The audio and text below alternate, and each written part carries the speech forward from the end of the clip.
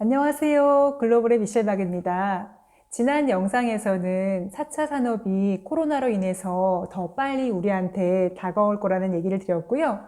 오늘은 그 4차 산업에 어떻게 우리가 대응해야 될지에 대해서 말씀드릴게요.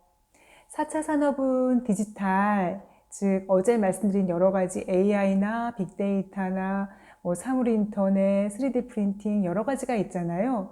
그런 것들이 이제 앞으로 우리한테 다가올 건데 우리가 어떻게 대처해야 되냐는 거죠.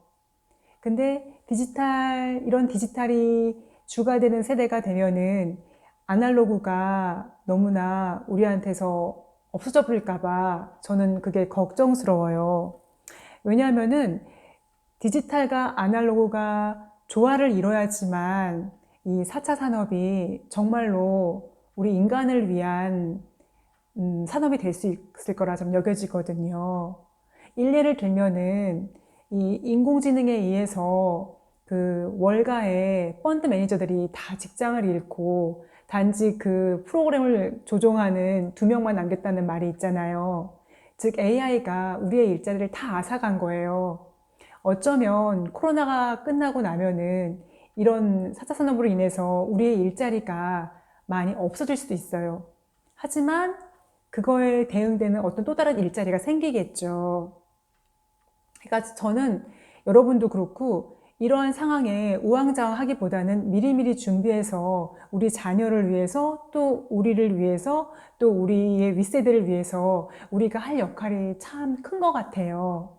왜냐하면 우리 세대가 아날로그와 디지털의 중간 세대이잖아요. 지금의 어린아이들은 그야말로 컴퓨터가 태어날 때부터 있었고 모바일을 태어날 때부터 갖고 놀았고 우리는 근데 거의 20대 넘어서 30대 돼갖고 이제 갖고 컴퓨터나 모바일을 갖고 있었잖아요. 저 같은 경우에는 어떻게 보면 아날로그가 한 60%, 디지털이 한 40%인 그런 삶을 살아오고 있는 것 같고요. 제가 또 존경하는 어떤 분이 계신데 그분 연세가 70이 넘으셨는데 거의 아날로그가 한 80% 그리고 디지털이 한 20%인 분이세요. 근데 우리가 중간 역할을 잘해야지만 이 4차 산업을 정말로 잘 이뤄나갈 수 있을 것 같아요. 저는 정말 걱정스러운 것도 하나가 뭐냐면은 지금 핀란드나 미국이나 호주나 아주 어린 초등학교 때부터 코딩을 가르치더라고요.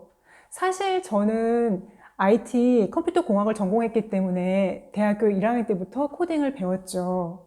코딩은 기술이에요. 프로그램 하기 위한. 물론 그때는 저는 이제 코딩의 히스토리를 다 알고 있죠. 아주 예전의 랭귀지부터 지금 웹 만드는 자바까지 다 제가 코딩을 했으니까요. 근데 그렇게 어린아이들한테 코딩을 가르쳐 주면은 그 아이들은 뭐 수학이나 과학이나 이런 순수 과학을 공부해야 될 때, 그리고 순수 문학을 공부해야 될 때, 그런 코딩은 기술이거든요. 그러게 되면 어떻게 보면 창의성이 사라질 수 있어요. 그만큼 또 아이들과 이렇게 뛰어나가 놀아야 되는데 집에서 코딩만 하거나 그러면은 또, 같이 사회성이나 이런 게 사라질 수 있잖아요. 그러니까 걱정스러워요. 왜냐하면은 제가 코딩을 했었기 때문에.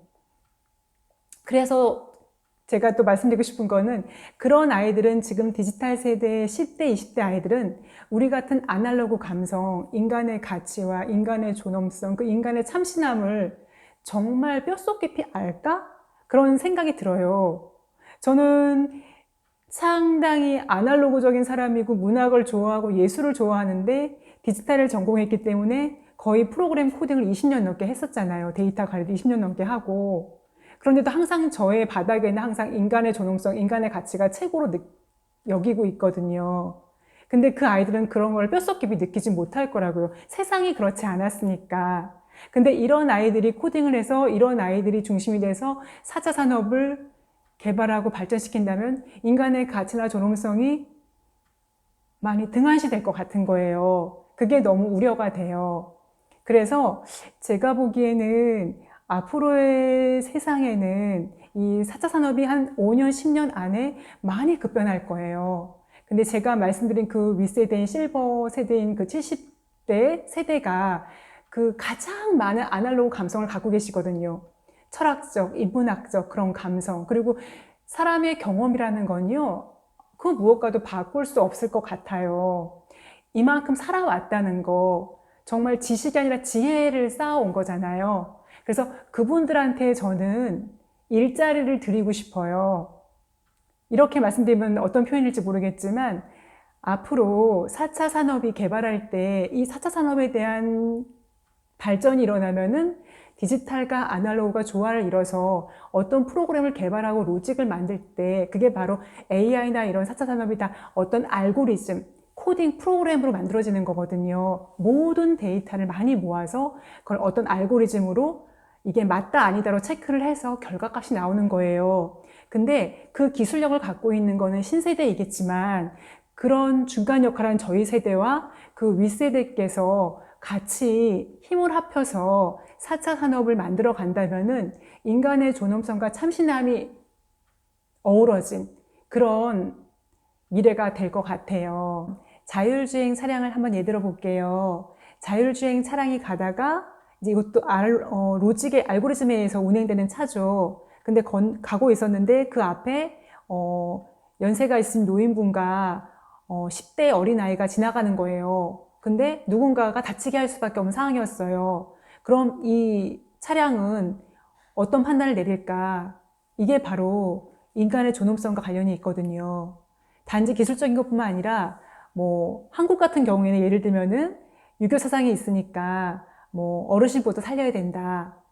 그 반대로 서구세의 뭐 미국인 경우에는 아니다. 더 나이 어린 사람을 살려야 된다. 이런 게 다 프로그램화 되어 있거든요. 그러니까 기술과 플러스해서 이런 인간의 가치와 윤리적인 면이나 이런 것들을 가미되어야지만 되는 게 알고리즘이고 AI이고 4차 산업인 거예요. 그래서 그만큼 인간의 존엄성과 인간의 가치가 그렇게 앞으로 발전하는 4차 산업의 중요한 이슈가 되는 거죠. 플랫폼이라는 게 또 있거든요. 프로그램 개발할 때 아마존이나 이런 어떤 큰 구글이나 그런 것에서 독점을 하게 되면은 그쪽에 새로운 기득권 세력이 생기고 어떤 문화나 어떤 산업이나 기업이 한쪽에서 독점을 하면은 좋지가 않잖아요. 그래서 4차 산업이 발달하면은 새로운 신지식층이 아마 독점, 기득권 세력이 생길 거예요. 그쪽에서 아마 모든 데이터를 관리하고 권력을 가지고 있겠죠. 하지만 저는 이런 세상이 된다면은 정말 예전 뭐 노예 시대보다 더 큰 그런 갭이 생길 거예요. 그런 빈익분 부익부가 너무나 크게 생길 거기 때문에 그런 것을 저희가 미리 예방하기 위해서 어떤 오거나이제이션, 어떤 단체를 가지고 기반 시설을 만들 때 우리가 그 아까 말씀드렸던 그런 실버 세대와 저의 중간 계층이 많이 참여해서 그렇게 할 수 있는 사회적 그런 어떤 안이나 그런 기획적인 그런 것들이 먼저 베이스로 깔려야 될 것 같아요. 그래서 아마 이번 코로나가 잘 안정화되고 나면은 저는 그 WHO나 WTO처럼 어떤 4차 산업을 개발하기 위한 어떤 오거나이제이션 그런 조직이 생겨서 같이 이렇게 실버 그룹, 중간 그룹, 신세대 그룹이 같이 어우러져서 그런 걸 개발했으면 좋겠어요. 자연에 있는 나무를 봐도 나무가 혼자 살지 않잖아요. 그 나무와 곤충과 그 꽃과 그 밑에 있는 버섯류와 같이 조화를 이루면서 자연이 순환하잖아요. 인간의 삶도 마찬가지인 것 같아요. 인간의 가치가 서로 순환되고 같이 공유하고 함으로써 아름답게 잘 보존되는 것 같아요. 그래서 이 4차 산업도 지금 중간 계층과 실버 계층에게도 많은 기회가 주어질 거라 저는 여겨지거든요. 그래서 이 디지털과 아날로그가 조화를 잘 이루어서 우리 신세대, 중간 세대, 실버 세대가 잘 조화를 이루어서 아름답게, 멋지게 4차 산업을 만들어 갔으면 좋겠어요.